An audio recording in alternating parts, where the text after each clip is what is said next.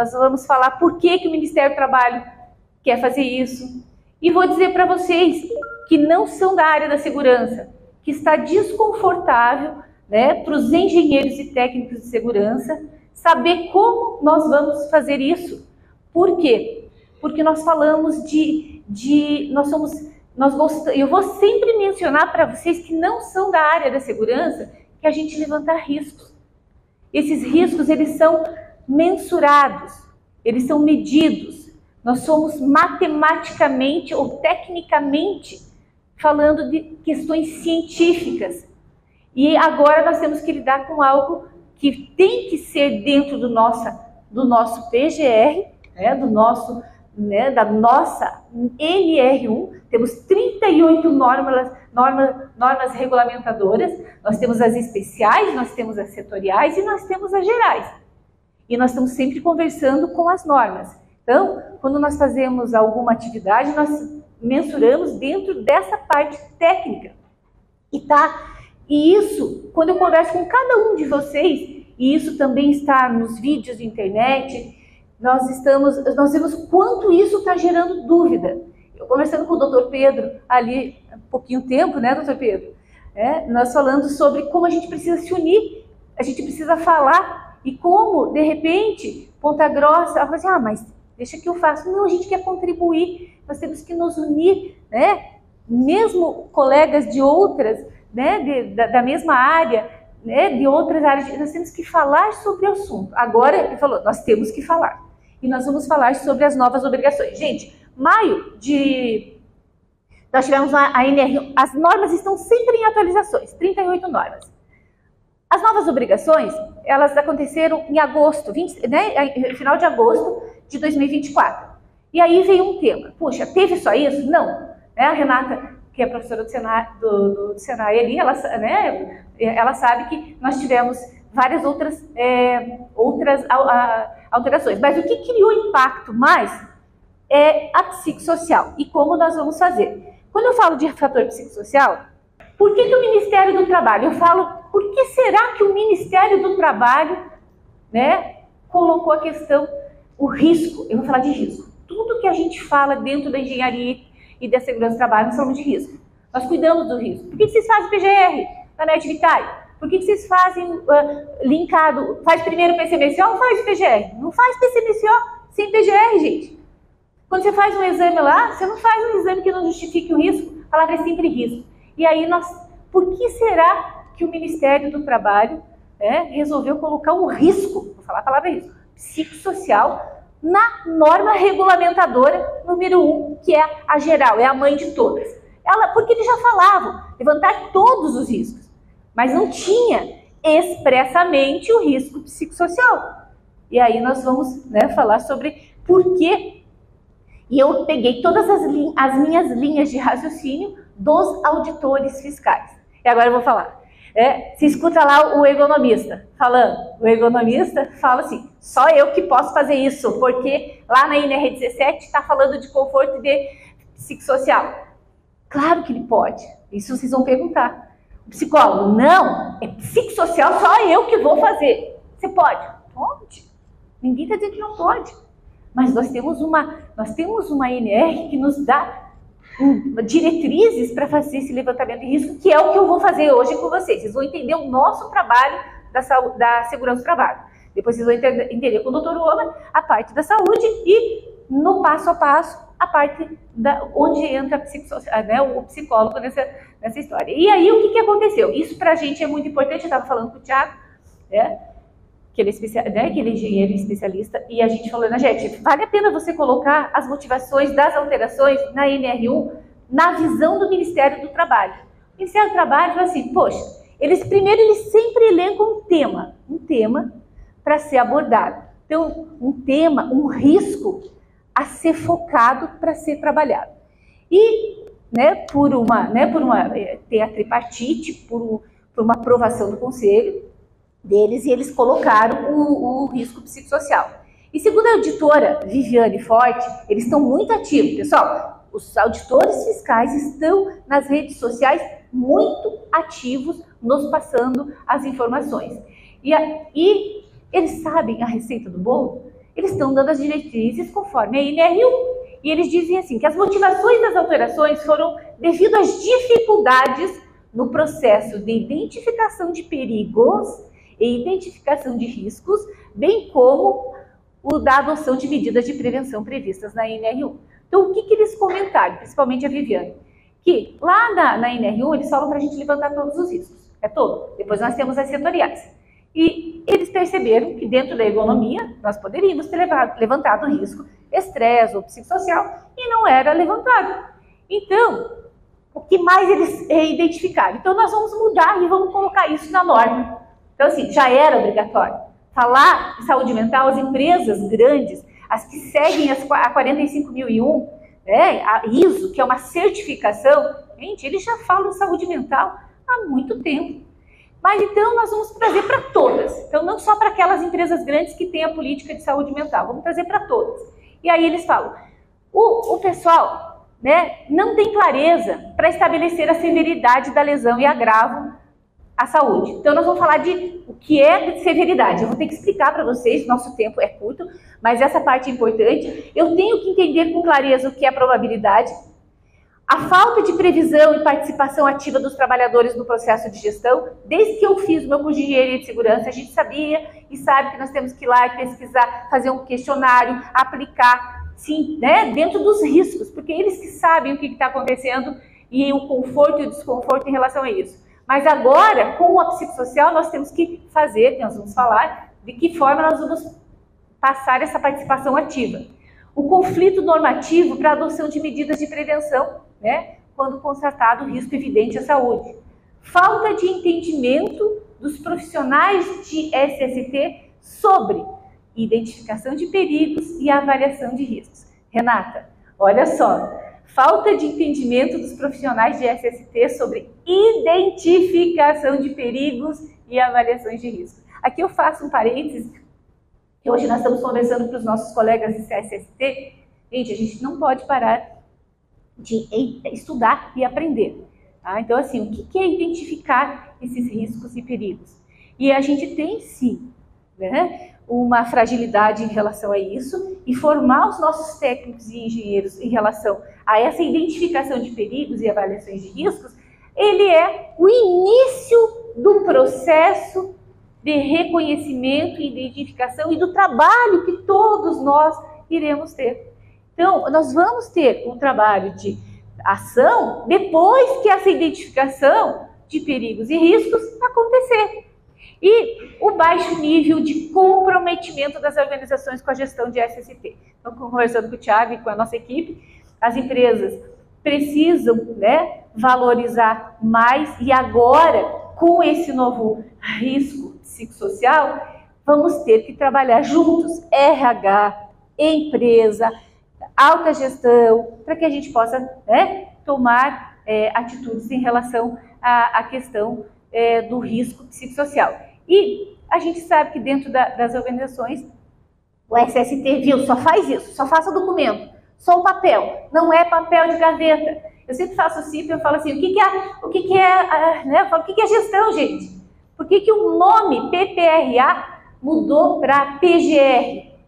Programa de gerenciamento. Gerenciamento é gestão. Gestão é ação. Pessoal, gestão o que é? Ação. Ação. Não tem como não dizer que é ação. E nós temos que ter esse comprometimento com a saúde e segurança do trabalho. Não fazer o documento por fazer. E aí, o que mudou na NR1? O que nós vamos nos preparar para fazer? Nós vamos fazer o seguinte. O termo aparece em 3 momentos da nova atualização. No item 1.5.3.1.4, o gerenciamento de riscos ocupacionais deve abranger os riscos que decorrem dos agentes físicos, químicos, biológicos, riscos de acidente e riscos relacionados aos fatores ergonômicos. Gente, fatores ergonômicos, incluindo os fatores de riscos psicossociais relacionados ao trabalho. Aqui está o desconforto, de muita coisa que a gente não sabe como vai fazer. Porque, bom dia. E aí está o desconforto, a gente não sabe como vai fazer isso. O que os auditores fiscais estão falando? Gente, E o que nós da engenharia e segurança também entendemos? Quando eu leio a NR1, eu levanto o risco físico. Eu vou falar, eu já levanto o risco químico, biológico, de acidentes e ergonômicos. Gente, físico, ruído. Quando eu falo assim para o pessoal que é de contabilidade, que é o RH, que não é da segurança, a gente sabe, que a gente sabe o que é um risco físico. Eu tenho calor, frio, eu tenho vibração, eu tenho ruído. Eu vou usar o ruído aqui. Eu tenho químico, eu tenho substâncias químicas. Nós temos equipamentos. Esses equipamentos mensuram, eles têm como avaliar, avaliamos quantitativamente, porque eu sou higienista ocupacional, e eu sempre brinco que só sei que nada sei, quanto mais eu estudo eu vejo que a gente não sabe nada. Na higiene ocupacional existe todo um trabalho mais de um iceberg, onde a gente sabe quantitativamente aquele valor. Eu tenho um professor que eu vou reproduzir aqui. O limite é rei. O que é o limite é rei? O que é o limite é rei? Porque eu tenho um nível de ação para agir contra o risco. Eu tenho um nível de ação. O exemplo mais simples é o ruído. E eu vou usar para vocês. Gente, o risco psicossocial, vamos usar o ruído entre todos os riscos físicos, químicos, biológicos, acidentes químicos. Eu vou usar o ruído. Né? O agente físico, né? O ruído. O ruído, a psicossocial ela é igual ao ruído. Só que como que eu uso EPI para o ruído, né? E como que eu uso EPI para o psicossocial? Eu tenho que levantar. É isso que mudou. Então, assim, eu tenho lá no ruído um equipamento que eu chamo um dosímetro, ele vai me dar o nível de ação. Ele vai falar, gente, dentro da segurança o limite é rei. Só o que nos pegou de desconfortável para o pessoal técnicos e engenheiros de segurança? Agora, como é que é o limite? Como é que é o IPI do psicossocial? Deixou a gente desconfortável. E agora, o que nós vamos usar? Claro que eu vou apresentar as ferramentas aqui que o pessoal está dizendo para usar, tá? Então, aqui o limite é rei e aqui nós temos. Aonde que está, né, gente, o psicossocial aqui?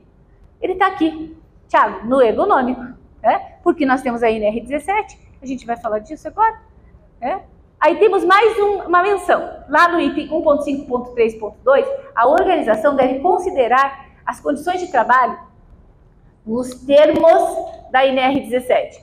Isso todos os auditores fiscais estão, né, enfatizando nos termos da NR17. Se eu tiver ergonomista aqui, já que você não falou de ergonomista, eu não tenho, né, vamos ter que fazer aqui a questão dos termos da NR17, porque a NR17, gente, é ergonomia. Ela já falava do conforto, da organização no ambiente de trabalho. É isso que nós estamos falando, nós vamos falar de organização no ambiente de trabalho.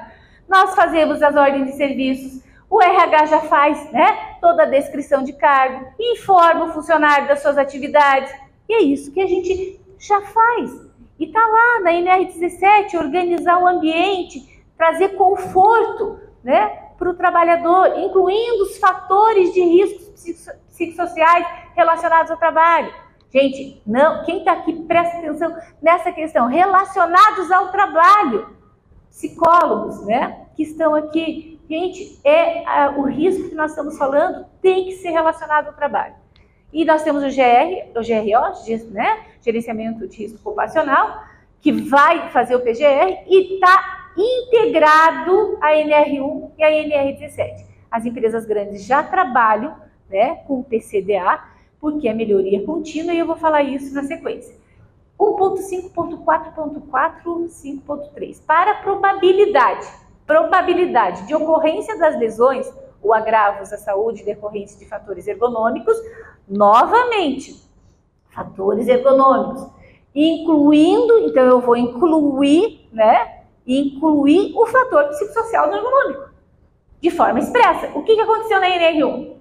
Todo mundo já sabia que era para fazer isso. Nós já tínhamos lá, em 23 de março, em março, não sei se é 23 de março, mas é março, em março de 2023, já iniciamos uma inserção de menção à questão da psicossocial. Quem sabe? O assédio. Então, lá quem faz CIPA na organização foi incluído. Vamos fazer, falar de AIDS, não, eles mencionaram, eles atualizaram a NR5 e colocaram para a gente um tema que está dentro do risco psicossocial, que é o assédio. Tá? Então, relacionados ao trabalho, e a avaliação de risco deve considerar as exigências das atividades de trabalho e a eficácia das medidas da prevenção implementadas. Quando a gente fala das atividades de trabalho e a eficácia das medidas de prevenção, que a gente vai falar, a gente sabe que lá no ruído eu tenho uma medida de proteção, eu vou lá, avalio quantitativamente o ruído, vimos que está acima, no nível de ação ou acima, no limite de tolerância, nós determinamos um EPI eficaz. E agora, gente, como é que nós vamos fazer o EPI para o psicossocial? É essa questão aqui. Gente, olha, GRO, só para a gente fazer uma retrospectiva do que foi falado nos 3 momentos da NR1. Nós sabemos que a organização precisa, tem uma entrada, um pedido, então nós estamos numa organização aqui. Essa organização, ela está fazendo uma atividade, um serviço, um produto. Nós temos o processo do trabalho e o produto e serviço. O que nós temos que cuidar nessa organização? As práticas seguras ocupacionais dentro do processo de trabalho e as práticas ambientais adequadas para que isso aconteça. Tudo isso dentro do GRO é processo. E esse processo tem uma ferramenta que todas as empresas usam, a mais comum, tem várias outras, é o PCDA, falando de planejamento, execução, verificação e a palavra que a gente vai falar a todo momento. Correção, eu estou com um problema, verifiquei o problema, corrijo e melhoro. Corrijo e aí é ação. O que nós vamos fazer? Tudo bem, Renane? Então aqui, só para revisar, NR1, ciclo do GRO, tá? Então estamos falando de processo, a gestão ativa dos fatores psicossociais. Vou falar do psicossocial, mas ele vale para todos os outros riscos, tá? Para todos os outros riscos.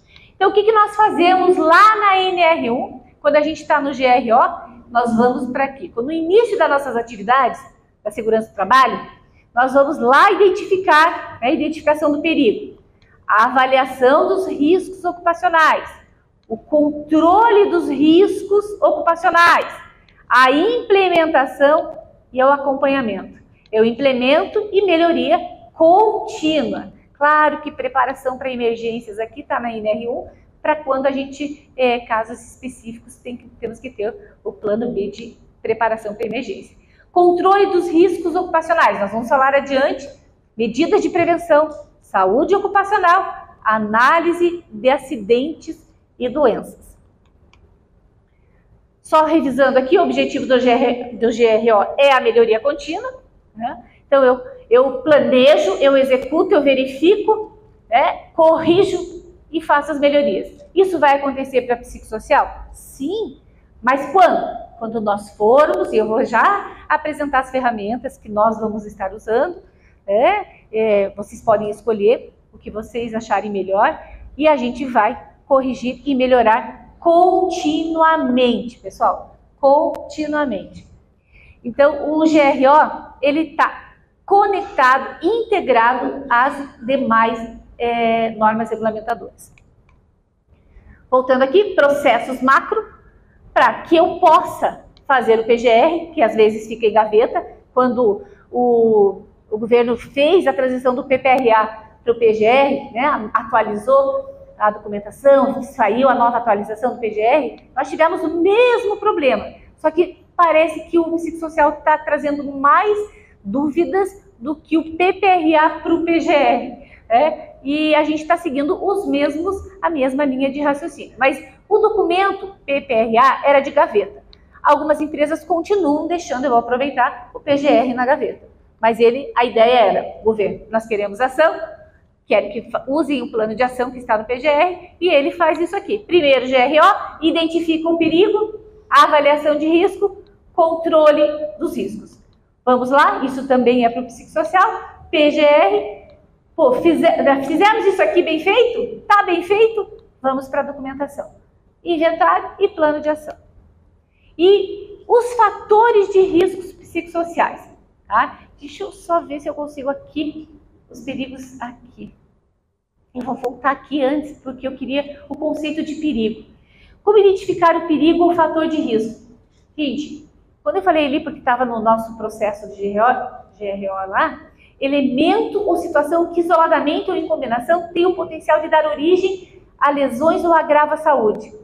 Perigo, tá? Então, assim, o que acontece quando tivemos a nova norma regulamentadora número 1, né? Foram utilizados termos internacionais. Fator de risco não é o risco. Fator de risco é o perigo. Mas, assim, deixa eu ver se eu tenho um tempinho para definir para vocês. Quem é da área de segurança sabe o que eu estou falando, mas eu quero também passar para o pessoal da saúde, para os psicólogos, para o pessoal da economia, para o pessoal do RH, contabilidade. Que perigo é muito assim, eu vou usar uma historinha que eu conto sempre para quem às vezes tem a confusão, porque quando ele fala fator de risco, ele está falando perigo. E aí confunde, né, Renato? Confunde fator de risco, cadê Renato? Fator de risco confunde como risco, e não é. A primeira coisa que eu tenho é o perigo. Uma vez a minha filha me convidou, mãe, vamos lá para Fernando de Noronha? Você vai pagar? Vou pagar. Vem, Renata, vou pagar. Então vamos. Daí a gente passou por Recife. E aí, conversando com o pessoal lá, as águas, né, as praias de Recife, está escrito assim, ninguém se banha lá. Por quê? Porque tem tubarão. E tá lá, perigo. Mas contando a história, a gente queria saber o porquê do tubarão. Retoma a história da nossa colonização, no início da escravatura, que jogavam os escravos e os tubarões vinham ali se alimentavam e ali virou. Agora, de jeito nenhum, aqueles tubarões iam sair lá. Mas se eu pegar, o tubarão está lá na água. Gente, perigo. O tubarão está na água, né? Eu tenho perigo. Aí eu pego a Renata, você foi para Recife lá, está na praia, tá? Você não entrou na água. Eu tenho risco? Nenhum. Ela não entrou, ela respeitou a placa. Perigo, tubarão. Está lá na água. Agora se eu chego lá, Renato, vai lá nadar. Vai lá, pega um barquinho se precisa fazer alguma coisa. Ou ela por conta própria, não é trabalho ali, mas se tiver trabalho, de repente, vou lá. Tem risco? Tem. Então, assim, perigo é uma coisa, risco é outra. Primeiro eu faço o reconhecimento do perigo para levantar o risco. Isso é importante. Depois a gente vai falar da probabilidade e severidade. Mas ficou claro que o perigo... Então, assim, tem contabilidade que chegou... Viu, já vamos colocar lá o psicólogo aqui. Calma, a gente nem viu se tem perigo aí. A gente não levantou o perigo ainda. Então, assim, não precisa a gente sair e fazer... Claro que o RH, a contabilidade, você já conhece a sua empresa. Mas no documento, e aí que pegou para os engenheiros de segurança e para os técnicos de segurança. Puxa, como é que eu vou levantar esse tal do psicossocial se eu não sou psicólogo? E por que é subjetivo? Porque a Renata pode ter uma percepção, né? A Sandra pode ter outra, você pode achar, e aí vai usar o quê? A subjetividade, ou seja, eu acho, dentro da engenharia e segurança, do trabalho, do documento, nós não temos eu acho. Nós gostamos de 2 mais 2 é 4, é técnica, é conhecimento altamente técnico e científico, não é, Hernani? É científico, é comprovado científico. Nós não podemos colocar no documento, doutor Pedro, algo que seja subjetivo. E isso que está deixando o nosso trabalho, como fazer isso? Como nós vamos fazer isso? Então aqui, o que são os fatores de risco psicossociais? Claro que a Elina, a psicóloga, e o doutor Omar vão falar sobre os conceitos, eu vou agilizando aqui para isso. Mas o que nós temos? Pensamento, impactos, e aí, claro, que todos trouxeram dentro das ferramentas validadas o risco psicossocial que vai preceder os demais riscos, né? As demais circunstâncias e situações. Então, você tem pensamento, você tem família, você tem motivação, você precisa cuidar da saúde, a solução, você tem a casa. E aí, dentro do trabalho, você tem o cargo, você tem o apoio dos colegas ou não. Tá lá, eles estão colocando como fonte geradora, perigo, metas, demandas, apoio da chefia, cargo de trabalho, assédio, falta de comunicação, tomada de decisões, estão sendo colocados como perigo. Lembrando que o perigo é o tubarão. tá? O risco é as consequências, né? É a exposição disso, né? Dentro do ambiente de trabalho, do local que nós vamos estar avaliando. E aí nós temos, gente, quem é pessoal que está aqui, RH, contabilidade, pessoal da economia, pessoal da psicologia, nós vamos passar essa ferramenta. Todos estamos usando muito. Nós temos a ISO. A ISO é uma certificação internacional da OSHA. E aí tem empresas que têm 45.001, ele já tem algo, tanto que o PGR é para 3 anos, a renovação e atualização. Porque ele já tem uma certificação, ele cuida de todo o processo. É ou não é, Hernani? Então, e aí, quem precisa agora, linkou com a 45.001, a 45.003 da ISO, que é a saúde e segurança psicológica gerenciado por riscos psicossociais. Mas aqui eu quero enfatizar, o risco psicossocial combinado à probabilidade e à gravidade, né? Então, probabilidade de ocorrência de exposição de riscos relacionados ao trabalho de natureza psicossocial e a gravidade das lesões e problemas de saúde que podem ser causados por esses riscos. Pessoal da segurança, temos que ler as normas, né? Nós temos que entender isso para colocar um perigo que não seja subjetivo. Então, eu tenho que entender essa questão da probabilidade e agora eu vou passar para vocês de forma rápida para vocês entenderem um pouquinho do processo. Aí nós temos a convenção, né, da OIT, que fala sobre as relações existentes entre o componente material do trabalho e as pessoas. Tudo isso que está internacionalmente veio, de uma certa forma, para a nossa norma. Então, nós temos as organizações internacionais, nós temos todos trabalhos e visão internacional e veio para a nossa norma regulamentadora número 1 de forma expressa. Lembrando, já existia isso, Fernando. Já existia isso. Só que aí o Ministério do Trabalho diz assim, viu? Tá lá, tá escrito isso, mas ninguém faz. Então, já que ninguém faz, vamos colocar o ela abaixo e dizer assim, agora vocês vão ter que fazer. Foi isso que o Ministério falou. Já estavam nas outras normas, já tinham todas as complementares e agora veio de forma expressa que nós vamos fazer isso. E aí os perigos de natureza psicossocial incluem aspectos da organização do trabalho, os fatores sociais do trabalho, o ambiente, o equipamento e as tarefas perigosas. Gente, quando eu falo tarefas perigosas, falo equipamento, né? Está lá na tabela da ISO 45003. Os perigos de natureza psicossocial. Hoje, só para relembrar, quem não é da área da segurança, mas a gente sempre cuida, né, do pessoal que trabalho em altura. Por quê? Né? Risco psicossocial. Trabalho em espaço confinado. Risco psicossocial. Nós temos, e lembra que eu falei para vocês, agora eu vou já só dar uma pitada aqui. Poxa, mas se eu tenho ruído, eu faço audiometria. Se eu tenho o risco levantado, trabalho em altura, espaço confinado, o que eu faço? Eu faço avaliação psicossocial. Então, Eliane, o que aconteceu? O psicólogo já quer fazer uma ação de levantamento de risco? Pode. Mas o que nós vamos fazer? Essa avaliação ela vai funcionar igual a audiometria, uma avaliação complementar. E isso, o Ministério do Trabalho se pronunciou, o SESI, dizendo que, porque estava todo mundo, quem vai fazer? Quem vai fazer? O psicólogo dizendo, não, agora eu tenho autoridade. Não, você não tem autoridade para passar por cima do médico coordenador. Você vai fazer o teu exame complementar de acordo com o exame complementar feito o ruído, o hemograma, todos os exames que o pessoal faz conforme o risco, passa pelo aval do médico responsável pelo PSMSO.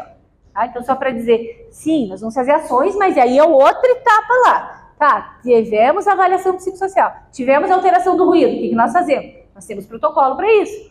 Tivemos o levantamento do risco psicossocial, fez a avaliação psicossocial conforme o exame complementar, como os demais exames, vamos fazer o monitoramento. Isso é algo interessante, porque você vai ver pessoas que vão fazer, não, nós vamos fazer sozinho. Não, você está sob o guarda-chuva do médico coordenador, né? É responsável. E aí, os perigos, né, as tarefas perigosas. E motoristas estão com tarefas perigosas. A gente tem os motoristas, então a gente sempre fez a avaliação psicossocial para motoristas como tarefa perigosa, mesmo não estando na norma. né? Não tem nenhuma norma que fala para motoristas fazer a avaliação psicossocial, mas existe uma compreensão de que é uma atividade perigosa e é feita a avaliação psicossocial. Então, vocês entenderam que nós vamos avaliar todo o processo para que a gente possa estar fazendo isso? Pode falar. Bom dia. Você falou que seria um exame complementar, como, por exemplo, uma audiometria. A minha pergunta é, ele vai aparecer no ASO como a audiometria aparece nos exames complementares? Sim. Ou não? Sim. Porque já tive debates e clínicas dizer que alguns exames não precisam aparecer por questões sigilo médico. Sigilos médicos. Ó, o que não aparece lá, a gente levanta no PGR o risco, e eu vou dar o exemplo do toxicológico. Esse não aparece, sim, certo? Mas o psicossocial aparece, tá? Esse ele aparece como os demais. Quando a gente faz lá o risco do trabalho à altura, espaço confinado, e a gente vai levantar o risco, até por uma organização e tudo mais, vai aparecer no psicossocial. Vai aparecer no ASO, sim, a avaliação psicossocial. Mas lembrando que precisa ter o risco, o perigo e o risco levantado. Então, pessoal, temos duas etapas do processo de identificação do perigo, porque é isso que a gente precisa entender. E quem não é da área da segurança, ele não entende que é um trabalho, né, equipe Medivitae que está aqui da segurança. Nós temos que identificar o perigo, daí nós temos lá no item 1.5.4, gente, quando eu fiz uma palestra aqui, a gente falou sobre nós falamos sobre, você sabe auditar o seu PGR? Por quê? Porque se eu tenho uma fiscalização do nosso ministério, né, eu gostaria muito de ter convidado auditores fiscais, na próxima a gente quer fazer com os auditores fiscais aqui, porque eles podem, eles entendem profundamente o item, e ele diz assim, ele entende que nessa etapa inicial, é aqui que eu elimino o perigo, é aqui que eu vou a campo, e que se eu chegar aqui, Hernani, Renata, que são, né, eu vou olhando, desculpa que a gente vai falando, é aqui que eu chego lá, e se eu conseguir eliminar esse perigo, eu nem dou continuidade, eu vou a campo. E por que quando eu vou passar para o PGR é a parte, né, documental, mas eu estou aqui no processo de GRO, eu estou identificando o perigo, eu estou verificando depois do item 1.5.4, essa identificação desse perigo, que é aqui que, de acordo com o meu levantamento de campo, eu vou, né, ter os meus resultados. Agora que pega a palavra resultado. Como é que eu faço o resultado de dosimetria, de ruído? Eu sei. Como é que você faz de um químico? Eu sei. Como é que nós fazemos de vibração? Eu sei. Como é que você faz do calor e do frio? Eu sei, eu tenho técnica. Nós temos métodos, nós temos metodologia. A segurança do trabalho é 100% científica, é técnico-científica, é estudos com comprovação. E aí, como é que eu faço esse resultado agora para algo que...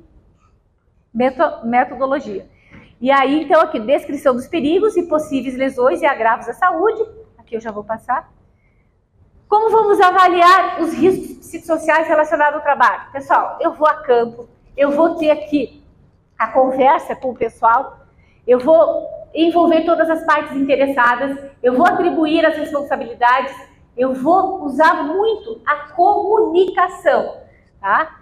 Eu vou preparar o processo de identificação de perigos e avaliação de riscos. Aqui eu vou parar um pouquinho, porque eu preciso que vocês entendam a probabilidade e severidade, para que a gente possa entender, e eu vou abrir um tanto de documento, porque aqui é importante vocês entenderem que, Hernani, em nenhum momento, Renata, o Ministério do Trabalho, se pronunciou qual ferramenta usar. Por quê? Ruído eu tenho, calor eu tenho, frio eu tenho, vibração eu tenho, e agora? Ele fala assim, ó, use uma ferramenta validada. E aí? E aí o que acontece?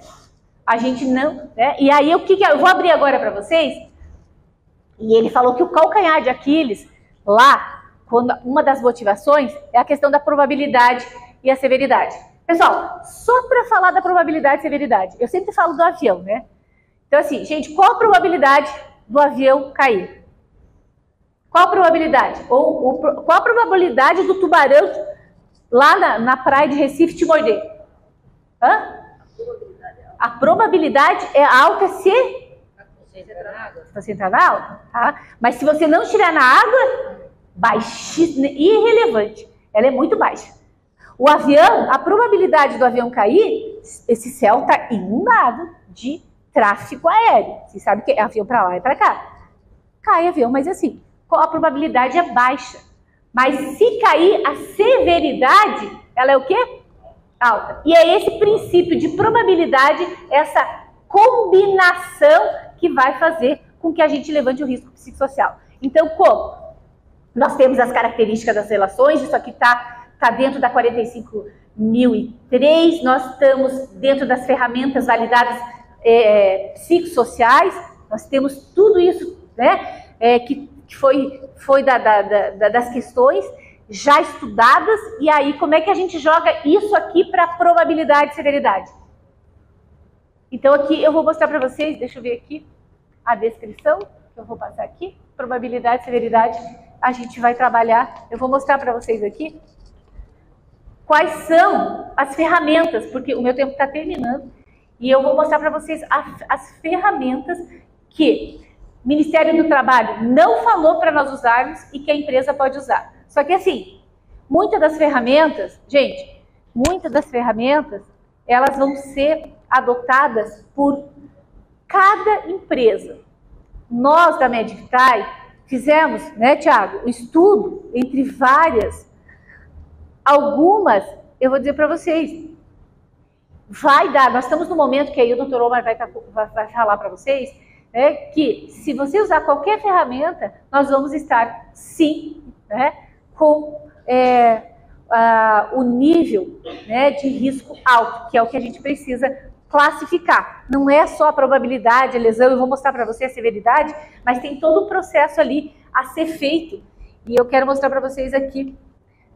A que mais as clínicas e as empresas estão usando foi uma da Copenhague, que é de Portugal. Tem 3 que são de Portugal. São ferramentas validadas, tá? Porque é isso que o governo, que o Ministério do Trabalho está falando. Viu? Não é um checklist simples, né? Tem que ser validado por órgãos científicos. Então, assim, nós podemos usar validado por um mestrado, por um doutorado, por uma defesa. Podemos. Nós usamos uma da UNB, foi da UNB que você pegou?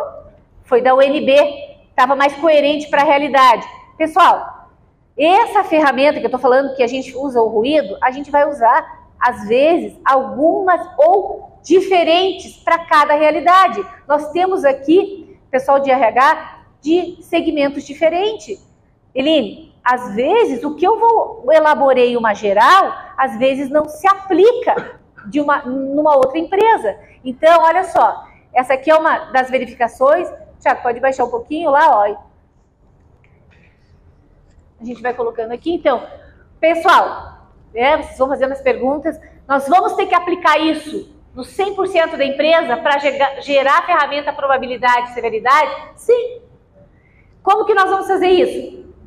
Nós vamos pedir a colaboração de todas as empresas, né? RH, Segurança do Trabalho e nós, para que a gente vá e aplique essa ferramenta. A gente vai jogar na probabilidade, tá? Nós vamos jogar isso dentro da ferramenta que nós desenvolvemos um sistema para gerar indicadores. A empresa vai ter isso e nós vamos estar colocando de forma científica o que está sendo solicitado na NR1. Então, faltam regras, ó. Tudo isso vai gerar, sim, não aplicável. Essa ferramenta é de Portugal. Pode abrir outras ali, Thiago? Ó, tá dentro daquela pastinha ali. Aplicação do instrumento, ó. Essa aqui tem muita gente usando. A de Copenhague, ó, essa aqui é a HSE, né? Essa aqui é da HSE, tá aqui, ó. Essa aqui, ó, demandas, controle, apoio de chefia, apoio nunca, raro, às vezes, frequentemente. Como nós vamos fazer isso? Ou na unha, né? Ou de alguma forma que a empresa desenvolva, ou a sua empresa, né, que vai estar fazendo. Nós desenvolvemos um sistema para aplicar isso, para a gente ter tudo salvo, Renato. Então a gente está em desenvolvimento, está quase final, então a gente vai ter um controle desse perigo, desse risco, e aí a ação, dependendo do que acontecer, pode falar. Não, ela está bem perguntando. A Eline, você pode falar também lá. Eu vi também junto com a Viviane, estava uma psicóloga do Rio Grande do Sul, e existe avaliações clínicas para avaliar depressão, não é válido, tá? Para avaliar depressão, não é válido.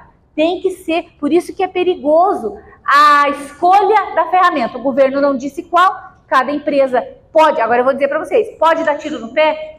Angélica, pode. Pode dar tiro no pé sim, dependendo da escolha que você faz. Porque a gente sabe que a empresa precisa, né, desenvolver o cuidado de saúde mental, no entanto, ela também precisa trabalhar e se ficar muito, depende das perguntas, não vai ser favorável e vai ter que fazer a ação, tá? Essa aqui é a ProArte. Essa também é de Portugal, né, Thiago? A maioria que está vindo, aqui também é validada, tem gente usando essa, né? Então a gente está mostrando para vocês algumas das ferramentas. Nós fizemos um estudo de todas elas e optamos, né? Tem uma ergonomista que ela diz assim na palestra dela, vou dizer para vocês, ela diz assim, não vai adiantar vocês usarem nenhuma dessas, o governo não falou isso, mas a ergonomista está dizendo aqui que só a ErgoCheck, só aquele questionário, aquele prontuário da ergonomia que vai valer dentro da empresa. Então, assim, mas o governo não se pronunciou em nada, existe essa... Então, cada classe de profissionais está dizendo, é só a minha. Gente, só relembrando, a mudança não foi na NR4, que é o SESMIT. No SESMIT tem os profissionais, não tem os profissionais habilitados para fazer, que a gente tem que colocar, né? O engenheiro, o médico, o técnico, o psicólogo do trabalho pode? Claro, ele vai estar integrado junto ao SESMIT, mas ainda, eu falo a palavra, ainda não foi colocado a mudança no SESMIT. Então, se não foi, a mudança não veio para a NR1, continua sendo de competência do SST, né? Continua sendo PGR, prevalece pelo pessoal de segurança do trabalho, né? Juntos com o psicólogo, sim.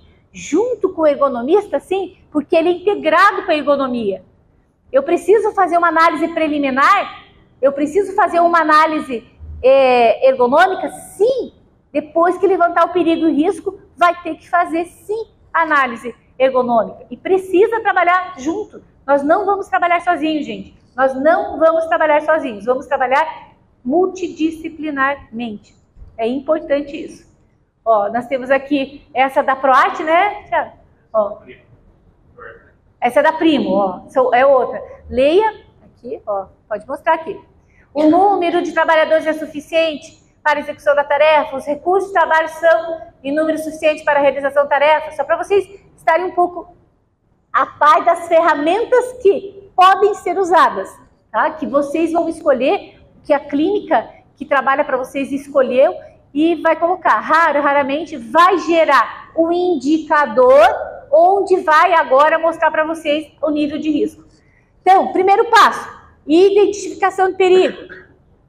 Segundo passo, nós vamos avaliar esse perigo, esse risco, perigo e risco, nós vamos avaliar. Então, quando eu tenho já o questionário aplicado, que é a ferramenta, que nós vamos ter que usar, nós vamos classificar, que é o terceiro passo. Aí nós vamos fazer o quê? O que a norma pede, passo a passo, né, Renata? Nós vamos para, agora, probabilidade e severidade. É uma combinação, usei a ferramenta, apliquei 100% dos funcionários. Vai gerar o quê? Um dado, um resultado. É o que a gente quer da segurança do trabalho. A gente quer um indicador, a gente quer um resultado. Desse resultado, nós vamos colocar dentro do nível de ação, aqui. Aí vamos avaliar o risco ocupacional dos fatores psicossociais. Estamos aqui com a ferramenta, Isso aqui é a ferramenta. a pessoa, né, a clínica, os técnicos de segurança, os engenheiros de segurança, eles vão para a empresa, aplicam a ferramenta escolhida, vocês podem escolher. Estudo de caso, cenário, telemarketing. Eu vou colocar aqui o estudo de caso só para a gente mostrar para vocês como é que vai funcionar. Então eu escolho, eu não sei o que fazer, estou na dúvida. Vamos fazer o processo de identificar o perigo. Vamos lembrar que a norma não passou qual a técnica, não disse para a gente o que fazer. Então eu vou ter que escolher isso aqui, nós já escolhemos entre várias ferramentas, tá? Podemos fazer grupo focal e apenas uma conversa e entrevista? Sim, pode. Só que o risco da tua subjetividade é grande do eu acho. Não é, Gabriel? Né, André? Se você vai lá e pergunta né, hoje eu não estou no meu dia bom. Se pergunta para mim se eu estou legal, eu vou dizer que não. Né? Qual é a ferramenta que você usou para comprovar? Mas você pode fazer uma conversa ou uma entrevista? Sim, usando, né? E aqui o que alguém me perguntou. Eu posso avaliação clínica? Não posso usar aquelas avaliações, tá? Cuidado com as avaliações. A princípio tem que ser validado, tá? E aí, vamos descrever o perigo, vamos identificar as circunstâncias e o grupo de trabalhadores, tá? Então, o que aconteceu? Só para mostrar, voltando lá, ó. Escolhemos um cenário, supondo aqui, só para eu terminar. Estudo de caso, cenário de telemarketing.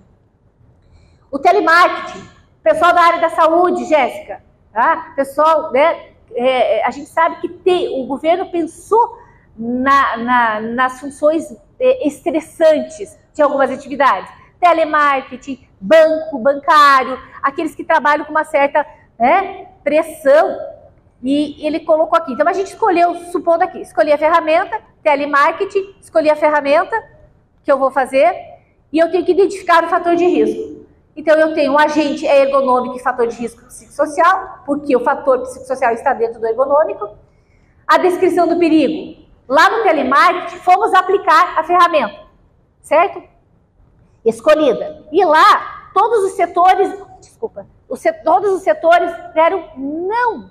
Muito irrelevante, muito baixo, não deu significativo. O que a gente fez? Mas no setor de cobrança, eles tinham metas elevadas sem possibilidade de alcance. Quais eram as metas? Você consegue fazer 200 ligações de cobrança. Sei, você consegue ser. Lá eles pediam 200. Então foi identificado que aqui, na descrição do perigo, teve as metas elevadas. Na identificação das circunstâncias, o conteúdo das tarefas do trabalho demanda. Isso aqui vai para o PGR, tá? E o grupo de trabalhadores dentro do call center, todos deram abaixo, né, da probabilidade, a combinação da probabilidade e severidade não deu acima o perigo e o risco. Mas no setor de cobrança identificou-se, né, os níveis de risco: crítico, alto, médio, risco baixo e irrelevante. Claro que aqui eu já faço as ações. Se eu tenho crítico, o trabalho não deve ser iniciado. Aí vem as ações que nós vamos trabalhar. Aqui tem a parte né, consequências, ó, aumento de pressão, a gradação da severidade. Tudo isso está lá na classificação dos níveis que a gente precisa fazer. Só para terminar aqui, ó, probabilidade e severidade. No setor de cobrança, probabilidade 4, severidade 3, no entanto, o risco ficou alto. É isso que nós vamos usar dentro do documento de vocês, dentro de uma ferramenta. Daí nós vamos para o controle de risco, que está no item, que nós temos que a organização deve adotar medidas de prevenção para eliminar, reduzir e controlar os riscos. E aí, o que nós precisamos fazer, os resultados aqui dos acidentes, doença, gente, daí a parte médica vai entrar aqui, né? O controle, lembrando, medidas de prevenção, nós temos o processo, temos as etapas. Medidas de prevenção, implementação, acompanhamento da saúde ocupacional dos trabalhadores, análise de acidentes e de doença. Para fechar, tudo foi feito, aí nós vamos para o quê, Renata? Para o plano de ação, que está lá no PGR. E aí no plano de ação, eu quero saber, né, gente, como é que eu uso o termo, o que eu vou fazer lá das medidas de controle. Gente, a gente vai usar os termos que você... Assim, eu levanto perigo, estresse, qual medida de controle? Tem um monte que a gente vai estar criando, que a gente já tem lá, e a gente vai usando, É isso. E o plano de ação é melhoria contínua, é aqui que eu acompanho dentro de uma ferramenta, e tem que ser feito. E aí, vamos analisar os acidentes e as doenças. Aqui, a organização deve analisar os acidentes e relacionado ao trabalho. Aqui nós vamos analisar os acidentes e as doenças. E como que eu sei que com tudo isso, eu vou ter os indicadores? O abstencionismo, a rotatividade, a produtividade e as queixas de saúde. Então, tem indicador sim. Pessoal, depois eu vou passar para vocês esse slide aqui. Então, a gente sabe que os riscos psicossociais, a fase 1, a fase 2, tá? A fase 3 e a fase 4.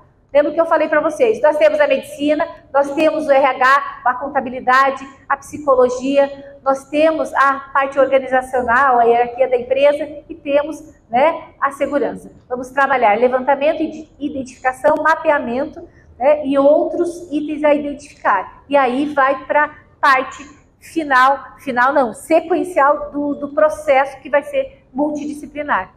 E cuidar da saúde mental do trabalhador não é um luxo, mas é uma necessidade. Quando promovemos um ambiente saudável, todos ganham. A empresa ganha, a sociedade ganha e que possamos transformar desafios em oportunidades e construir juntos um futuro melhor e equilibrado. Tá? Alguma dúvida, pessoal? Que eu sei que eu poderia estar explicando melhor os riscos, os níveis, mas não vai dar tempo.